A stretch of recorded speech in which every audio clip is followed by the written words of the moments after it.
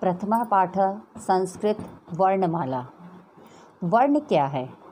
वर्ण सार्थक ध्वन्यात्मक चिन्हों के लिखित रूप को वर्ण कहते हैं।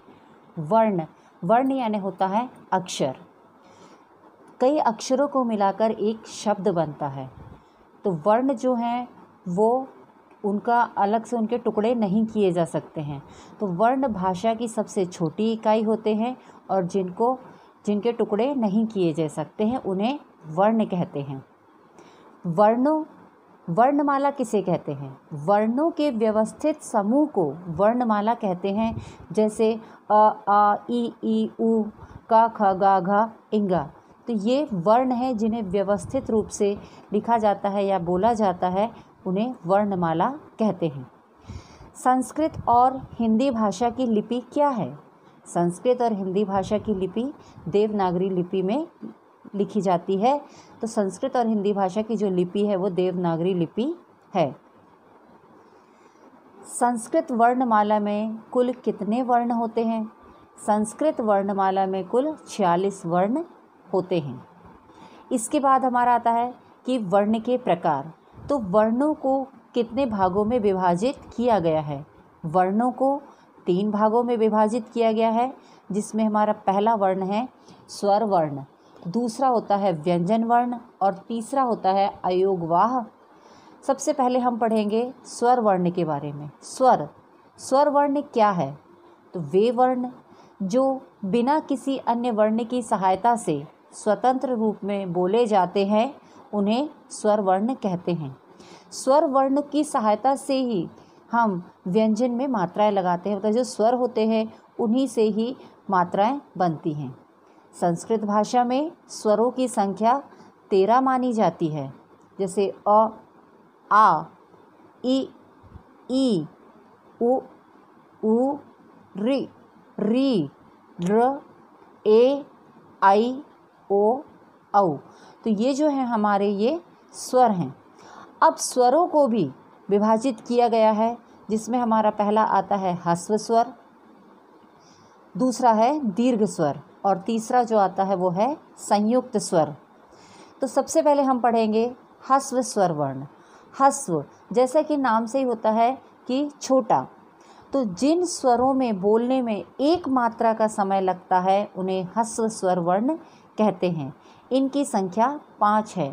जैसे अ, तो ये छोटा अ, ई, छोटी ई, उ, छोटा उ, री, छोटा ऋषि और र जो होता है वो सिर्फ ह्रस्व स्वर में ही आता है, इसका दीर्घ स्वर नहीं होता है। इसके बाद हमारा दूसरा आता है दीर्घ स्वर वर्ण। दीर्घ यानी होता है बड़ा। तो जिन स्वरों के बोलने में 2 मात्रा का समय लगता है उन्हें दीर्घ स्वर वर्ण कहते हैं। जिसको हम साधारण भाषा में बोलते हैं ना, बड़ा आ, बड़ी ई की मात्रा। तो 2 मात्राओं का समय जिनमें लगता है वो होते हैं दीर्घ स्वर वर्ण। इनकी संख्या 4 होती है, आ, ई, उ और ऋषि। तो ये हमारा हो गया ह्रस्व स्वर और ये दीर्घ स्वर। तीसरा आता है संयुक्त स्वर वर्ण। संयुक्त स्वर वर्ण जैसा कि नाम से ही प्रतीत हो रहा है, संयुक्त यानी कि जोड़ना, संयोग, मिलाना। तो वे स्वर जो 2 स्वरों के संयोग से बनते हैं उन्हें संयुक्त स्वर वर्ण कहते हैं। जैसे